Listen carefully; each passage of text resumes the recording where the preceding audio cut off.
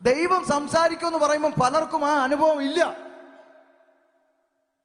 ഞാൻ വിശ്വാസത്തിൽ വന്ന കാലം, ഞാൻ ചർച്ചിൽ ചെല്ലുമ്പോൾ അവിടെ സാക്ഷ്യം പറയുന്നവരൊക്കെ പറയും, ദൈവം എന്നോട് സംസാരിച്ചു, അടുത്ത ആഴ്ച ഉപവാസം ഇരിക്കണമെന്ന് ദൈവം സംസാരിച്ചു, ഇങ്ങനെയൊക്കെ പറയും. അപ്പൊ എൻ്റെ മനസ്സിലൊരു ചിന്ത, ഓ ദൈവം അങ്ങ് സംസാരിക്കും.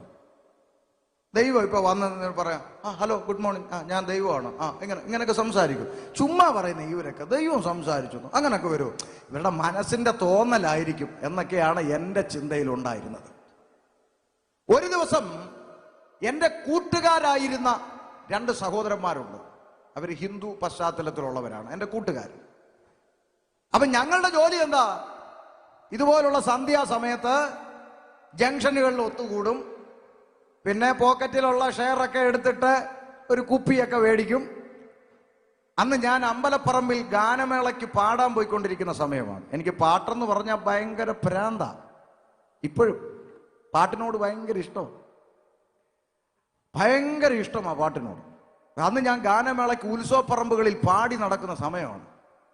അപ്പൊ ഞങ്ങൾ കൂട്ടുകാരെല്ലാം കൂടെ ഒത്തുകൂടി പിരിവിട്ട് കുപ്പിയെടുക്കും. മദ്യം കുപ്പിയെടുത്ത് ഈ പണി നടക്കുന്ന ബിൽഡിങ്ങിന്റെ മുകളിൽ കയറിയിരുന്ന് വട്ടം കൂടിയിരുന്ന് പൊറോട്ടയും ചിക്കനും ഒക്കെ മേടിച്ചു വെച്ചിട്ട് എല്ലാവരും കൂടെ കുപ്പിയൊക്കെ പൊട്ടിച്ച് പാട്ടും കൂത്തും ഗാനമേളയൊക്കെ അങ്ങനെ നടത്തുന്നൊരു രംഗമാണ് അന്നത്തെ കാലം. അങ്ങനെ കൂട്ടുകാരുമായി അടിച്ചു പൊളിച്ച് നടന്നൊരു കാലത്തിൽ നിന്ന് ഞാൻ യേശുക്രിസ്തുവിനെ അറിഞ്ഞു, രക്ഷിക്കപ്പെട്ടു. അപ്പൊ എൻ്റെ കൂട്ടുകാർക്കെല്ലാം അത്ഭുതം, ഇവൻ എന്താ ഇങ്ങനെ പോയത്. അപ്പൊ ഞാൻ ഈ കൂട്ടുകാരിൽ എൻ്റെ ഏറ്റവും അടുത്ത 2 സ്നേഹിതരുണ്ട്, ഹിന്ദു പിള്ളേരാണ്. ഞാൻ അവന്മാരോട് വീട്ടിൽ ചെന്ന് സുവിശേഷം പറയും. ഞാൻ പറയാം, എടാ ചർച്ചിൽ വരണം. അവന്മാർ എന്നെ ചീത്ത വിളിക്കും, പള്ളു വിളിക്കും, ദേഷ്യപ്പെട്ട് ചീത്ത വിളിക്കും. അപ്പൊ ഇവരെത്ര ചീത്ത വിളിച്ചാലും ഞാനിങ്ങനെ മിണ്ടാതെ ഇരിക്കും.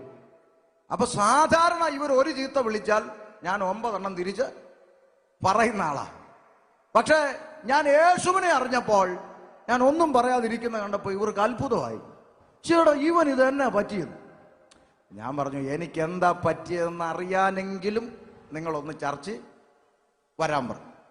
അവസാനം അവന്മാർ പറഞ്ഞു, ഞങ്ങൾ ഒരു ദിവസം വരുന്നുണ്ട്, നിനക്ക് എന്താ പറ്റിയെന്ന് അറിയണമെന്ന്. അങ്ങനെ ഇവർ 2 പേരും ഒരാഴ്ച ചർച്ചിൽ വന്നു. ചർച്ചിൽ വന്നപ്പം ഹിന്ദു ബാക്ക്ഗ്രൗണ്ടിൽ നിന്ന് കർത്താവിനെ അറിഞ്ഞു വന്ന മറ്റുള്ള ഒത്തിരി വിശ്വാസികൾ അവിടെ ഉണ്ടായിരുന്നു. മീറ്റിംഗ് കഴിഞ്ഞപ്പോൾ അവരെല്ലാവരും ഇവരുടെ ചുറ്റും വട്ടം കൂടിയിട്ട് ഓരോരുത്തരുടെ അനുഭവങ്ങൾ അങ്ങോട്ട് പറയാൻ തുടങ്ങി. നിങ്ങൾ കേട്ടോ ചർച്ചിൽ പുതുതായിട്ടൊരാൾ വന്നാൽ ആരാധന കഴിഞ്ഞ് എല്ലാവരും എക്സ്പ്രസ് പോലെ പോകരുതെന്ന്. ആമേൻ.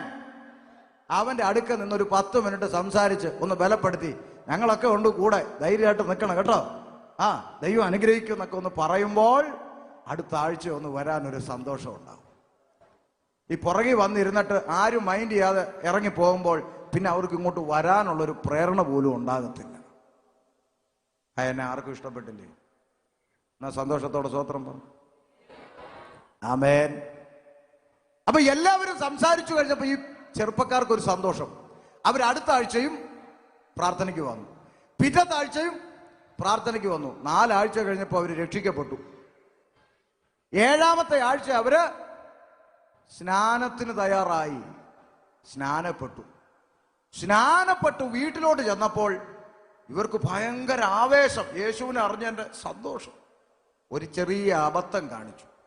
വീട്ടിലോട്ട് കയറി ചെന്ന സന്തോഷത്തിൽ അകത്തിരുന്ന ദൈവങ്ങളെ എല്ലാം കൂടെ എടുത്ത് വെളിയിലോട്ട് എറിഞ്ഞ് അങ്ങ് പൊട്ടിച്ചു. ഒരാപത്ത്, ആവേശം കൊണ്ട്. അപ്പൊ പരിസരത്തുള്ള ആളുകളൊക്കെ അപ്പോഴാണ് അറിയുന്നത്, അയ്യോ ഇവരെന്താ കാണിക്കുന്നെന്ന്.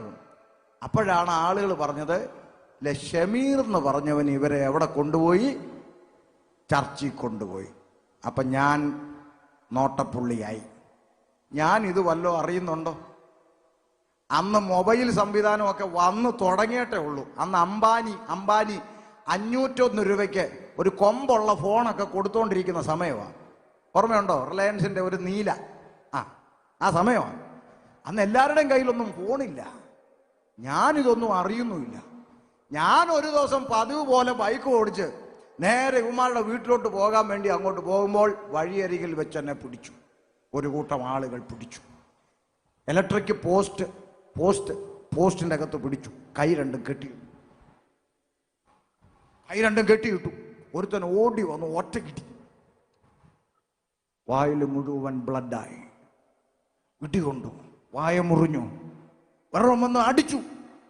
ഞാനിങ്ങനെ വിറയ്ക്കാൻ തുടങ്ങി. ആ അടി കൊണ്ട് പോസ്റ്റിൽ ഇങ്ങനെ കിടക്കും. ഇടിവെട്ടുന്ന പോലൊരു ശബ്ദം എൻ്റെ കാതിൽ മുഴങ്ങി. 1000 നിന്റെ വശത്തും 10,000 നിന്റെ വലത്തുവശത്തും വീഴും, എങ്കിലും അത് നിന്റെ അടുക്കൽ വരികയില്ല. ഭയപ്പെടരുത്, ഞാൻ നിന്നോട് കൂടെ ഇരിക്കുന്നു.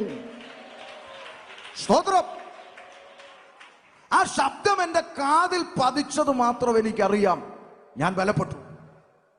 ഞാൻ അവരോട് പറഞ്ഞു, കൊല്ലുന്നെങ്കിൽ കൊല്ല്, പോയിട്ട് വേറെ പണിയുണ്ട്. അവൻ ധൈര്യപ്പെട്ടു. എനിക്ക് അപ്പോഴറിയില്ല ഈ ശബ്ദം എവിടുന്നാണെന്ന്. തിരിഞ്ഞും മറിഞ്ഞും നോക്കി ആരെയും കാണുന്നില്ല. അങ്ങനെ നിൽക്കുമ്പോൾ ഈ ചെറുപ്പക്കാർ വിവരമറിഞ്ഞ് ഓടി വന്നു. അവരുടെ വീട്ടിൻ്റെ ഏരിയയിലായി സംഭവം. അവരോടി വന്നു, എൻ്റെ കെട്ടഴിച്ചു. പാസ്റ്റർ പോയിക്കോ, ഈ കാര്യം ഞങ്ങൾ നോക്കിക്കോളാം എന്ന് പറഞ്ഞു. എന്നാൽ ആർക്കാണ് കുഴപ്പമൊന്നും ചോദിച്ച് പയ്യന്മാർ രംഗത്ത് വന്നു. ഞാൻ പെട്ടെന്ന് ബൈക്കെടുത്ത് വീട്ടിൽ പോയി.